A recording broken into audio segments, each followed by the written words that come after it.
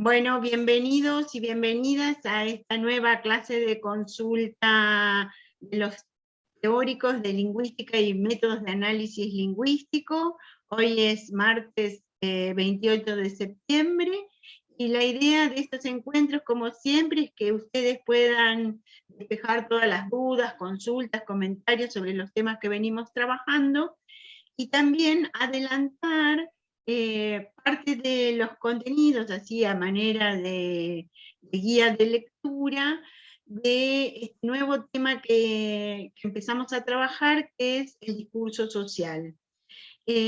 Así que, si les parece, en principio quisiera saber si tienen alguna duda, pregunta. Hay compañeros que piden que los acerque, Sí, dice. ahí Así estamos. que, Disculpen, sí. pero vieron muchas cosas al mismo tiempo. Dudas, consultas de lo previo, algo que quieran comentar.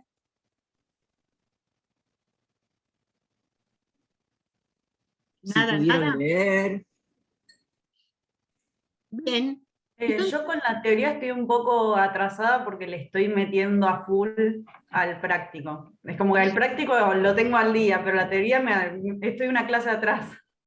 Bueno, la idea es que, en verdad, insisto en esto, ¿no? Nosotros hacemos esta distinción entre teórico y práctico, casi como una cuestión didáctica, ¿no? Pero ustedes se dan cuenta que la materia está absolutamente ligada en los dos espacios y que todos estos recorridos bibliográficos nosotros los vamos em, a plantear en el último trabajo, que es el TP obligatorio 3, ¿sí? Que calculo que va a ser para noviembre. Pero sí es importante que vayan avanzando en las lecturas, y de hecho, uno de los textos que teníamos para esta clase 5 y 6 es el texto de Bakhtin, que ustedes lo están revisando incluso para el tema del trabajo práctico. Así que, si les parece, largaríamos por ahí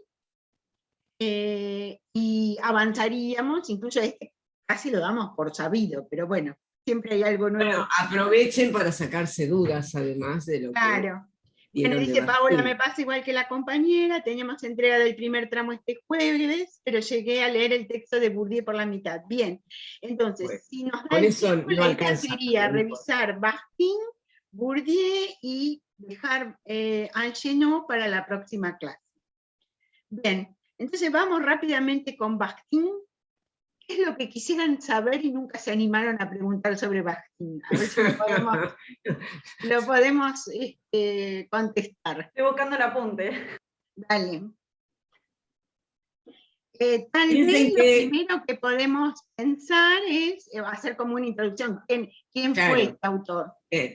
que pensar que Bakhtin hablaba en 1930 de cosas que nosotros conocimos en los 80, en la Argentina, y en el mundo en los 60, por ahí fue una persona perseguida, digamos, era ruso, que eso en ese caso, en esa época era soviético, entonces era la censura hacia ese tipo de discursos, donde lo social era fundamental para los estudios lingüísticos, era importante. ¿Por qué? Porque el estructuralismo, diciéndolo ligeramente, copaba todo. Entonces, la cuestión estructuralista, Bakhtin está discutiendo con el estructuralismo. Estructuralismo me refiero a ese estudio autónomo que hacía Saussure de la lengua como algo inmanente, donde la respuesta toda estaba en el instrumento, es decir, todo estaba en el texto, todo estaba en la lengua.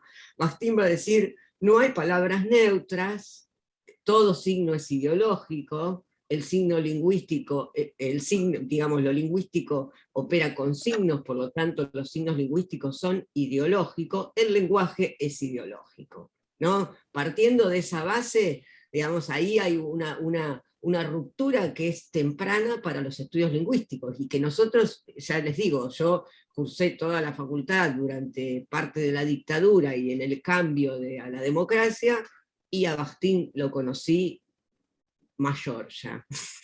No muy mayor, pero joven adulta, digamos. Entonces, ¿por qué? Porque no existió en los estudios. Bueno, como tantos otros, ¿no? Desde la literatura era Borges, Mallea, Lugones, listo, Argentina. No había, y Sábato. Lingüística era hasta Saussure y dos más. Chau, y se Claro, terminaba entonces, ahí, ¿no? lingüística era Todo Saussure esto y que era... vemos era impensado en otro contexto. Bueno, más allá de nuestras digresiones teóricas, sí es interesante esto, porque en verdad, parte de lo que sería la hipótesis social del lenguaje, ¿no? Es decir, que el lenguaje es básicamente interacción.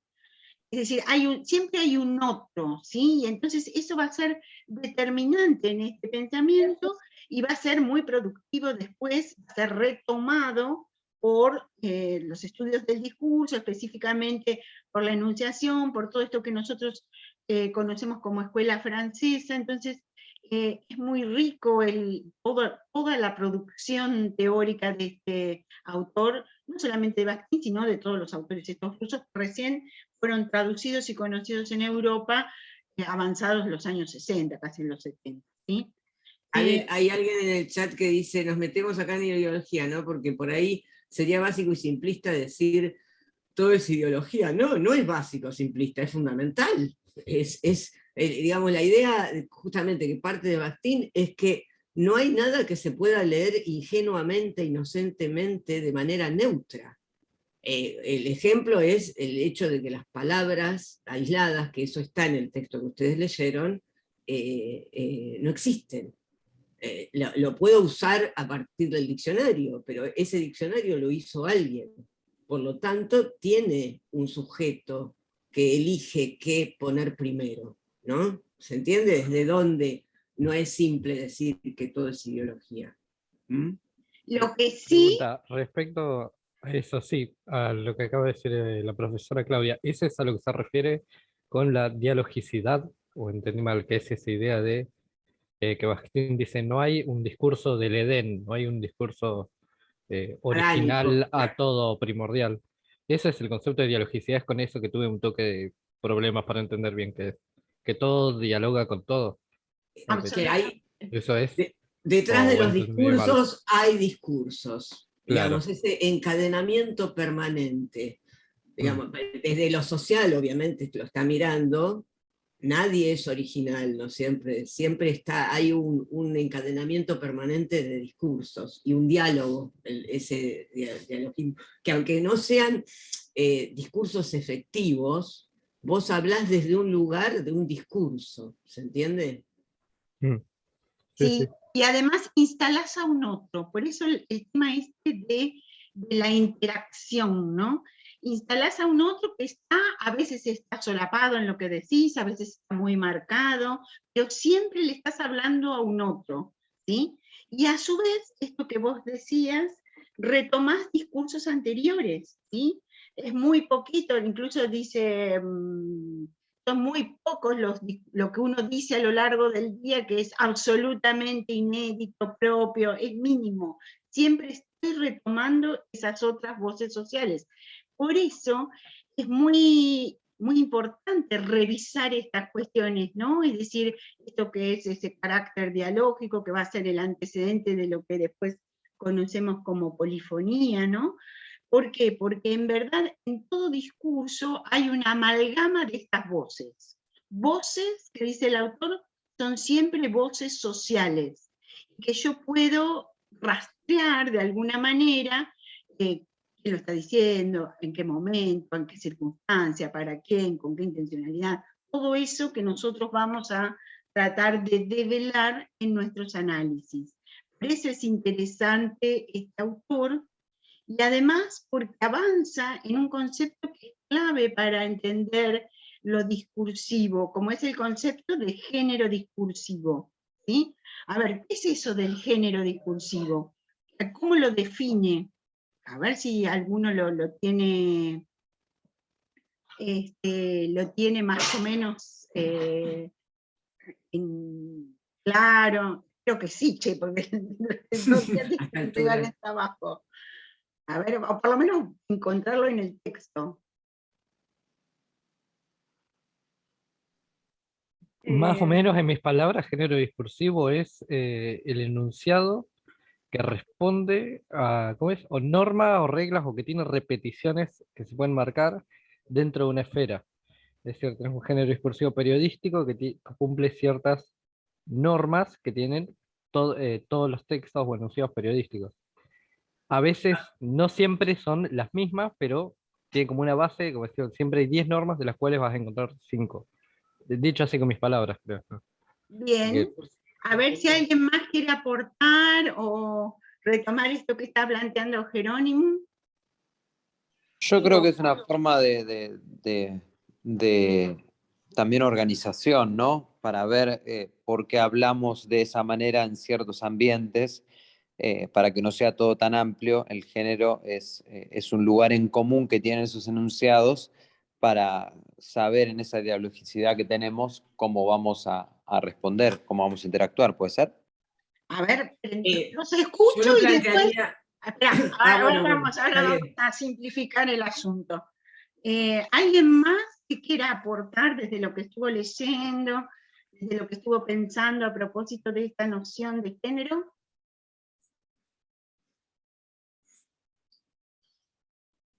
Y bueno, ahí vamos. Entonces, tal vez en forma más sencilla y sintética de lo que plantea el autor es que cada práctica social está acompañada de formas discursivas que le son propias, ¿sí?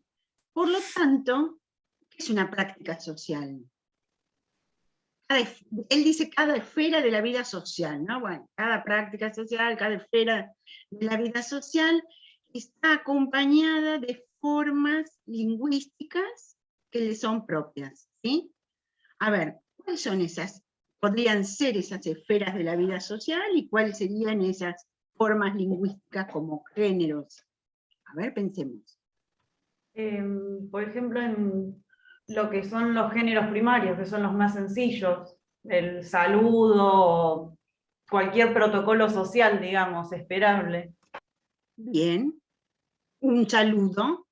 Eso implica una determinada acción social, ¿sí? Es decir, un momento, una práctica que está acompañada con unas formas lingüísticas que son propias, que son, después vamos a ver, que son históricas, que no son de una vez y para siempre, que tienen ciertas características de estabilidad, que también las dice el autor, ¿sí? Por eso es interesante esta relación entre esferas de la vida social y formas discursivas, ¿no? Como que hay ahí una relación que es en forma permanente, que nosotros como hablantes de una lengua, de alguna manera las conocemos, por eso las utilizamos de esa manera. ¿Se va entendiendo esto? Entonces, cuando dice el compañero los géneros periodísticos, por ejemplo, ¿a qué esfera social corresponderían esos géneros periodísticos? Algo sencillo. Y al discurso de información. Claro, pero básicamente a la acción esa del periodismo, ¿no? No sé, está en una radio, en una televisión, en el diario, etc. Entonces, eso es lo que va a, de alguna manera, modelar, ¿sí? Seleccionar determinada manera de decir, ¿sí? Y de nuevo, lo producimos tan naturalmente que nos parece que es natural, pero no lo es, ¿no? Es decir, es un conocimiento que tenemos acerca de esas formas de utilización del lenguaje. ¿Se entiende esto un poquito más? ¿Qué es lo que ocurre? ¿Cuántos géneros va a haber? ¿Cuántos géneros de estos discursivos va a haber? Si depende, Una banda. Una banda. Una banda, ponele. Ahí Una banda. se fue de registro. No, fíjense que Bakhtin no lo desarrolla demasiado. ¿Por qué? Porque como es algo dinámico y depende de las esferas de la actividad humana, hoy los géneros que nosotros podemos encontrar a partir de la tecnología son muy dispares, muy diversos, y cada uno tiene una manera. Ustedes no escriben de la misma manera en Facebook, en WhatsApp, en Instagram o en en Twitter, ¿no? Cada uno tiene una estructura, un contenido y un estilo. Incluso nos dice que puede haber tantos géneros como prácticas sociales o una Por cosa eso, así. hay tantos géneros como esferas de la actividad humana, por lo tanto no se mete demasiado. Lo que sí hace la división, hay unos más intelectuales, más elaborados, que serían los secundarios, que se hacen a partir de los primarios, y los otros más otros son sencillos. espontáneos. Claro. Los otros son espontáneos, no hay el saludo. ¿Cuántas formas de saludar hay? Las reconocemos, pero hay algunas que, no sé, ¿qué tal? ¿Qué onda? ¿Todo bien? Hola, ¿qué tal? Buen día, buenas tardes, no sé, múltiples maneras de saludar que depende de clase social, de la edad, de la situación, de todos los factores que entran en juego en una situación comunicativa. De ahí la adecuación de un saludo o la inadecuación, lo que sea, pero tiene que ver con todo eso. Entonces, pero son reconocibles, ¿no? Y tienen esas características, una manera de estructura, un contenido y un estilo determinado. ¿Mm? Y lo interesante es que cada uno de nosotros reconocemos esas formas discursivas y las utilizamos, ¿sí? Aunque usted no lo crea. En verdad, porque si no las utilizáramos de esta manera, ¿qué pasaría? ¿Se generaría qué cosa? Y no nos podríamos comunicar, básicamente. O sí, o se comunica, pero generaría O mal. O malentendidos, o intencionalidades, ¿no? Eso es lo verdaderamente asombroso. Es decir, que cuando uno estudia una lengua, aprende una lengua, no solamente aprende las palabras, de eso como decíamos, del diccionario, sino también a esto, ¿no? A discernir los diferentes géneros discursivos, ¿sí? Porque nuestras maneras de hablar son totalmente diferentes de acuerdo a esas, lo que decía, esferas de la vida social, ¿sí? ¿Se entiende? Y esas características de los géneros además me permiten distinguir dentro de los géneros. Pensemos en lo que es una propaganda. Puedo distinguir una publicidad de la venta de un producto de una propaganda política. ¿Por qué? Porque conozco la composición, el estilo y el léxico, ¿no es cierto? Y inclusive hasta el diseño puede ser que tiene que ver con esta manera de estructurar los elementos. De lejos, inclusive, aunque no la lea, yo veo dos carteles en la calle y me doy cuenta si es político o no. A veces no tanto, porque lo político se acerca al espectáculo y al comercio, pero no, los puedo distinguir si lo leo, digamos, inmediatamente, o si vislumbro una estructura, nos damos cuenta, ¿no? Y esto es un conocimiento que lo tenemos de mamar una cultura simplemente, ¿no? Por estar en una cultura lingüística, visual, ¿no? Letada, ¿no? ¿Se va entendiendo un poquito más? Bien. Bueno, y después el otro elemento que es interesante, que también es bastante importante para el tipo de análisis que hacemos, tiene que ver con esos componentes que tiene todo género discursivo, ¿no? Esto que decíamos hace un ratito. Yo, ¿cómo me doy cuenta de ciertas estabilidades en relación a la estructura o composición, ¿sí? A la temática, al estilo, ¿no? Que utiliza esa formación discursiva? Eso es Vieron muy, que para... No, sí. no, que es muy importante que sea cuando analizamos discurso mediático y discurso de la información, ¿no? Porque ahí es como que podemos establecer algunas estabilidades en relación a por qué yo me doy cuenta que este es un texto de tal manera y no de otra, ¿sí? Por eso esto que dice Alejandra tiene que ver con que centre el foco de atención sea el enunciado. Vieron que primero hace todo un deslinde entre el enfoque estructuralista que habla de lengua y habla de oración. Esa diferencia es fundamental. Todos estos autores que nosotros estamos viendo contraponen la lengua al discurso, ¿no? Y en la lengua lo que vale es la oración, que tiene instrucciones para entender significados, mientras el discurso tiene como unidad el enunciado, y en el enunciado no importa el significado, sino el sentido, y ese sentido está dado por factores que son extralingüísticos también, ¿no? Por factores lingüísticos, pero básicamente por lo extralingüístico, la situación, ¿no es cierto?, el momento, quién lo dice, a quién se lo dice, todo lo demás. Entonces, la cuestión del enunciado va a ser clave, y de ahí parte de esa idea de género, ¿no? Hay un conjunto más o menos estable de enunciados que responden a determinada esfera de la actividad humana. Ese conjunto más o menos estable es el género, ¿no?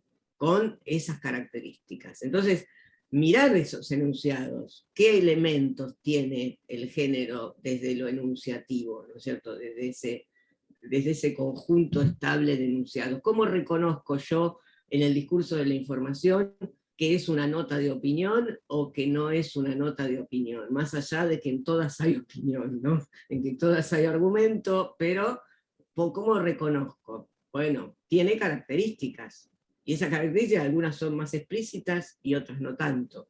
¿Mm? Bien, ¿Se entiende? buenísimo. Si les parece, entonces, dejaríamos por acá, porque es un tema que ustedes lo están trabajando y que, bueno, va a ser parte de este EP1, y pasaríamos al otro autor, que es Bourdieu.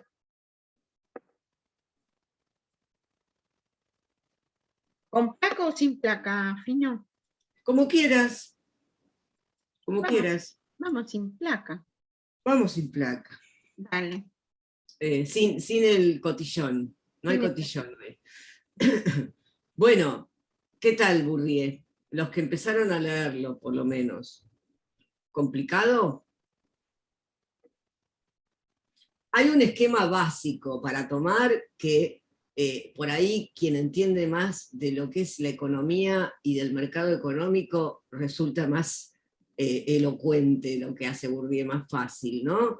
Él equipara, que en ese sentido es una analogía bastante forzada, si se quiere, pero que le sirve, ¿no es cierto?, que sirve para lo que presenta. En esa analogía, ¿qué hace?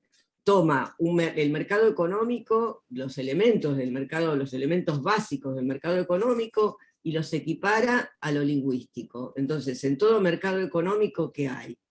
Hay un capital, alguien que tiene capital, alguien que puede imponer para vender ese capital, es decir, lo puede imponer en el mercado, ¿no?, con determinados requisitos, y a partir de ahí se establecen leyes de formación de precios, ¿no es cierto? Hay ofertas y demandas.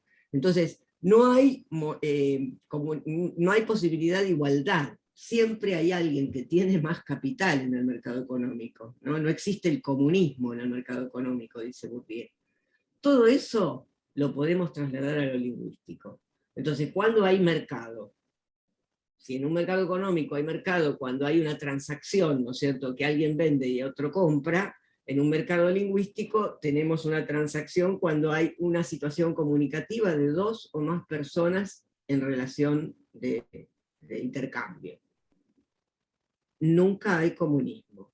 Hay alguien que tiene más capital, ¿no? Esto hay que tenerlo claro, aún en un micromercado de dos personas, ¿no es cierto?, siempre hay alguien que tiene más capital, según esta teoría, ¿no es cierto? Entonces, en ese intercambio, en ese ritual de situación comunicativa, estas dos personas establecen esa relación de jerarquía del que tiene capital y puede imponer recepción, logra imponer recepción.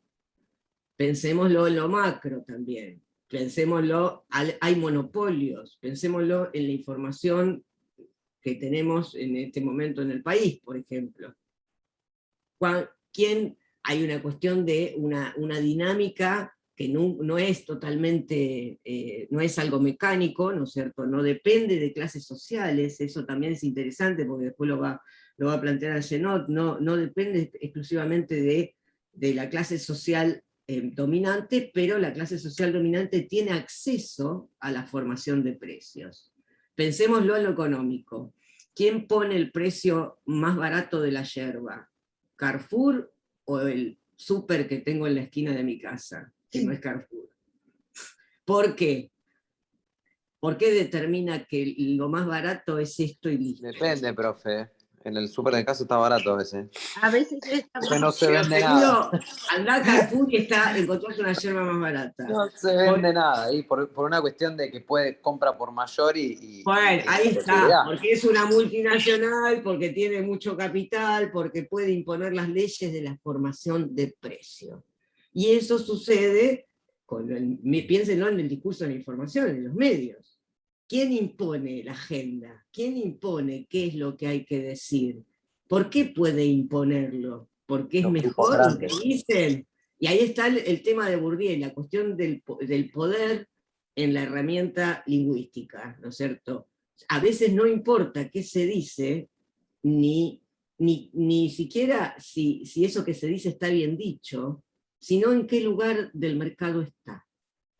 Piensen en presidentes que tuvimos, digamos, piensen en muchas cosas, donde hablar no era la virtud, ni decir cosas interesantes tampoco importantes no es la virtud, sino en el lugar donde se impone la recepción, de las cosas que se escuchan, si no, no se explica el triunfo de Tinelli, qué sé yo, o de Mirta Legrand, digo, no, esta es subjetividad pura, pero bueno, pensemos en tantas cosas que tienen recepción, con un complejo, una dinámica compleja desde lo social, pero desde lo discursivo, ¿no es cierto?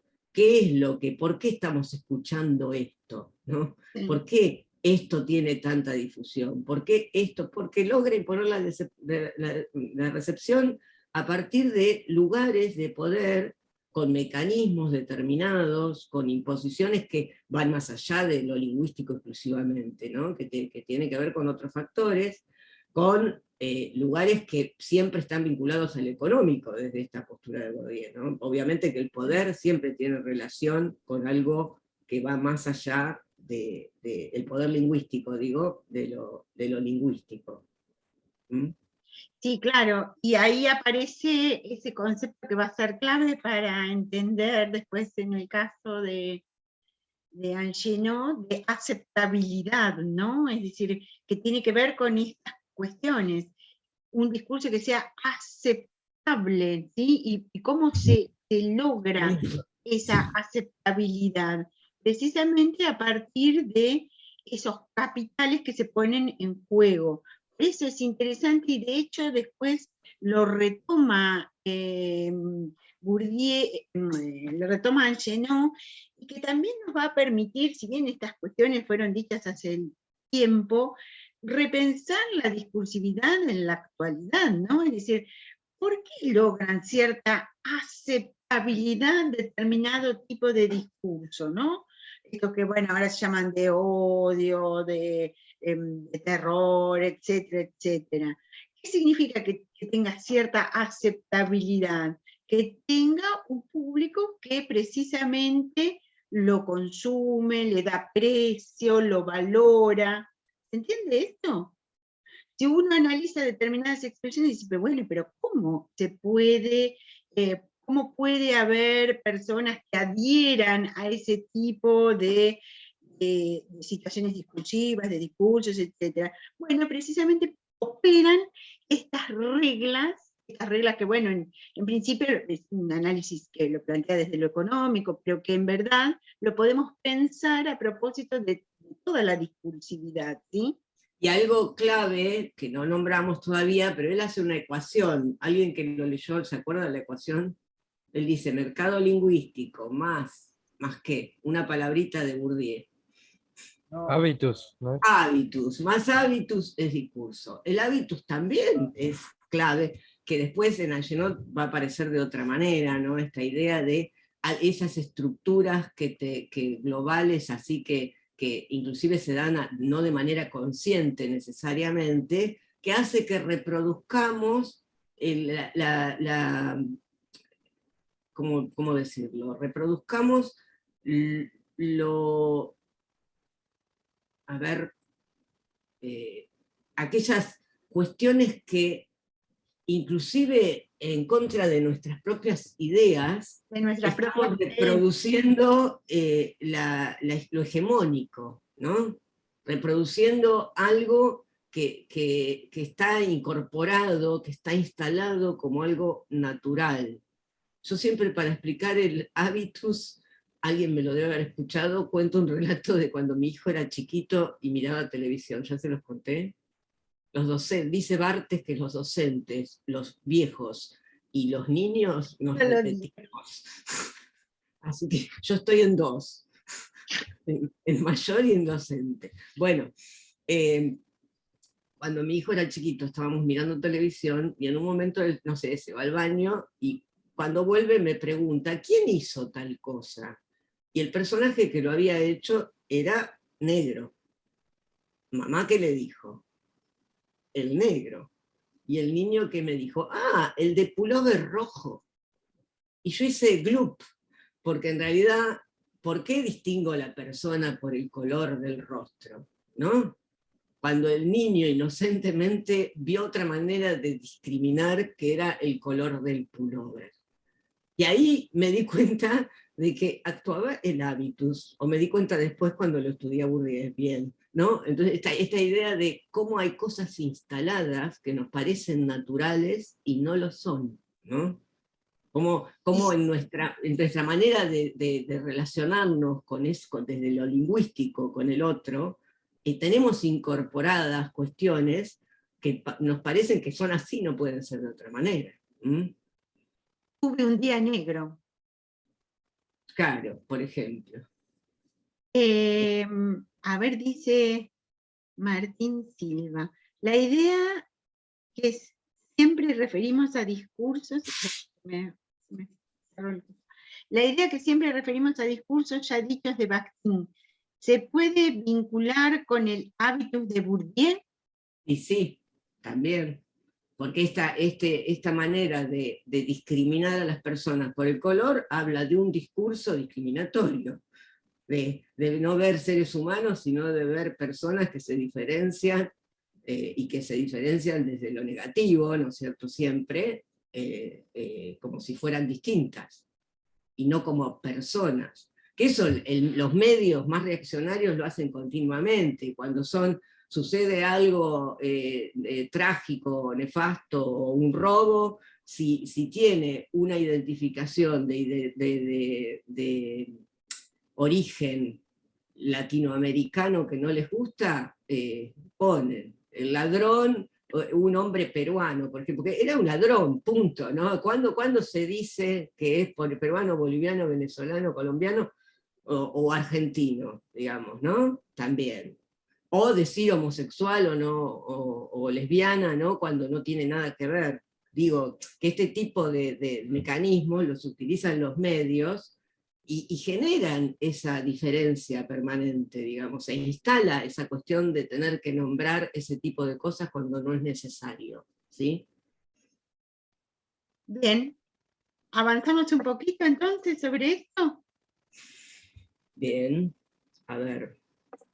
Bueno, una vez que definimos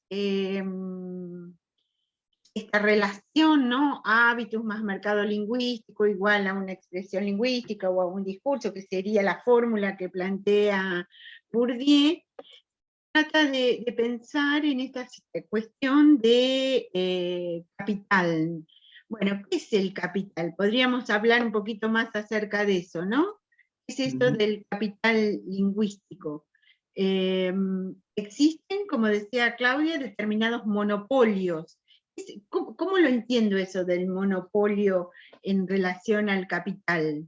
¿Cómo les parece? Ahí Álvaro dice estigmatización, sí. Yo lo pensaba... no, adelante. A ver, dale.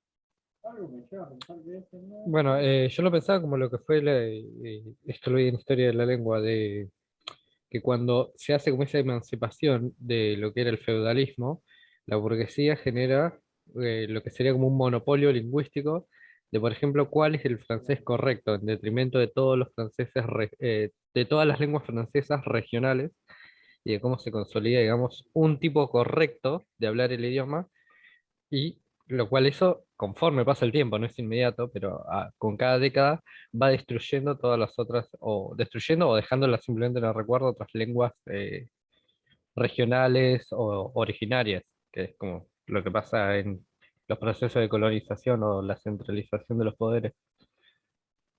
No Pero creo Sí, que también es así. es como algo histórico, ¿no? Porque, o sea, lamentablemente algo se tiene que imponer. No podemos hablar todos como queremos porque no habría una unificación. Por ahí el monopolio lo que hace, en base al poder que tiene, como pueden ser los medios de hoy, que son los que más poder tienen, imponen una forma de ver las cosas que no quiere decir que sea la única, ni que va a ser la única, ni que no va a cambiar.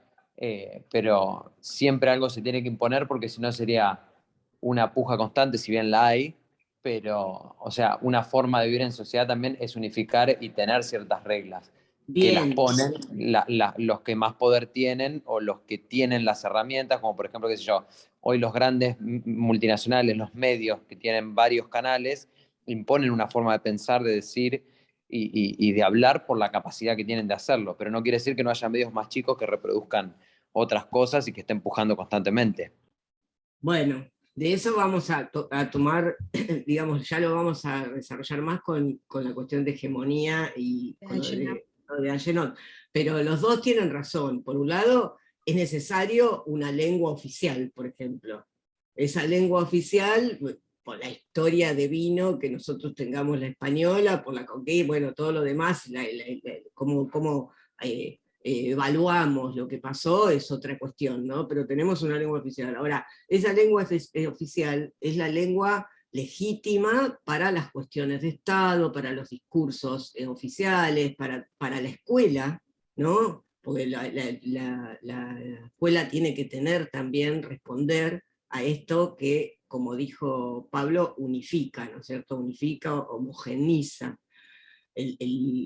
Ahora bien, esa lengua oficial hace que lo otro no sea, digamos, no esté evaluado en el mercado, en determinados mercados lingüísticos, de la misma manera, ¿no es cierto? Entonces, cuando vamos a pedir una pizza con un amigo y le decimos, no, habla vos y ahí le estoy dando el capital. Vos tenés capital para hablar por teléfono y pedir una pizza. ¿Se entiende? Digo, sirve para esas situaciones chiquitas, que ese capital también es sinuoso, ¿no? Pues a veces lo tiene uno, a veces lo tiene otro, porque depende de la situación.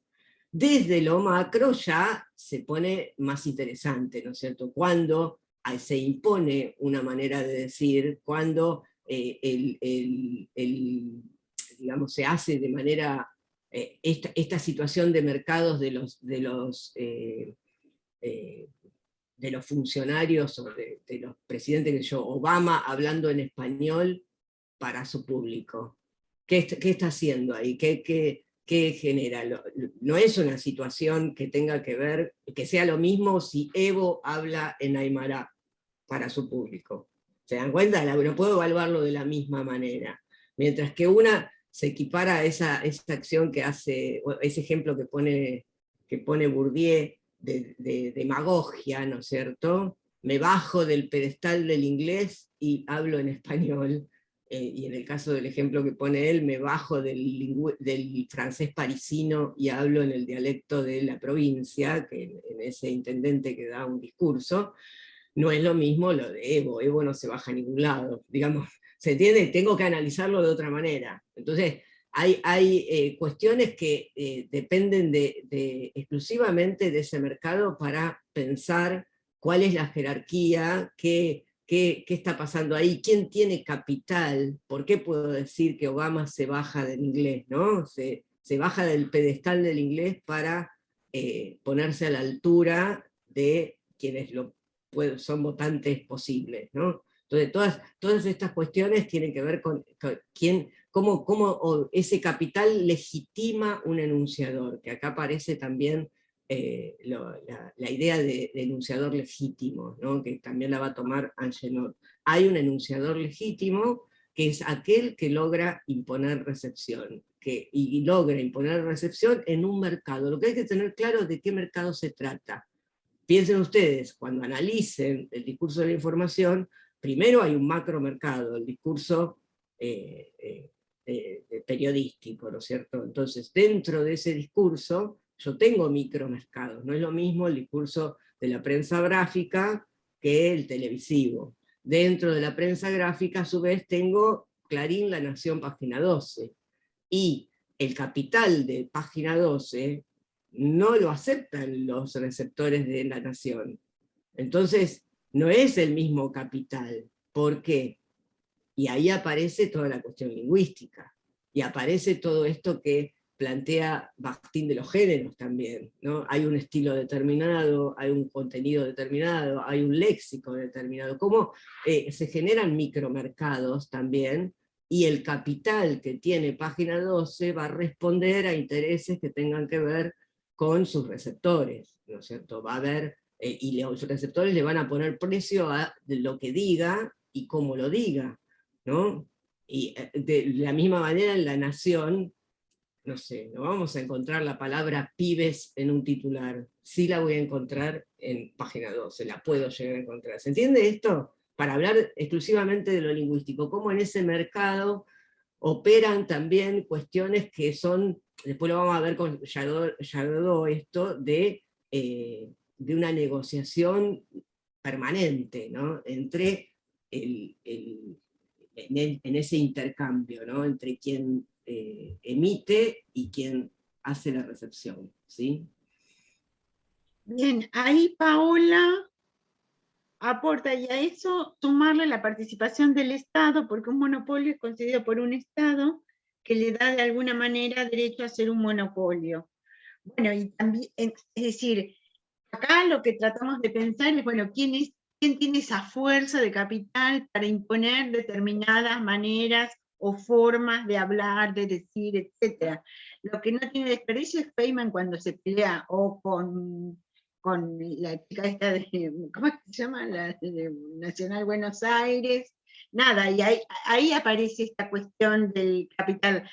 Como le dice, bueno, pero eso que vos hablas no es castellano, es una aberración, no forma parte de esta lengua legítima, ¿no? En esos términos. Así que, bueno, no sé si hay alguna duda, pregunta.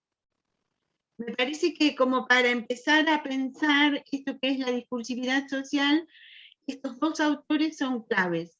En principio, todo el tema de géneros discursivos, porque precisamente Jadot va a partir de ahí, ¿no? Es decir, va a describir a ese discurso social a partir de esta noción de género, que la toma de Bakhtin, y también va a dar cuenta de, bueno, cuáles son esas condiciones de aceptabilidad, de determinada legitimación de determinado discurso, ¿no? Y cómo esas formas, tanto de aceptabilidad, de legitimación, son absolutamente históricas, son cambiantes, son puntuales, tienen que ver con determinados elementos, y también después uno de los tópicos que nosotros trabajamos y que analizamos es, bueno, cómo se constituye o qué es lo que el autor plantea como hegemonía discursiva, ¿sí?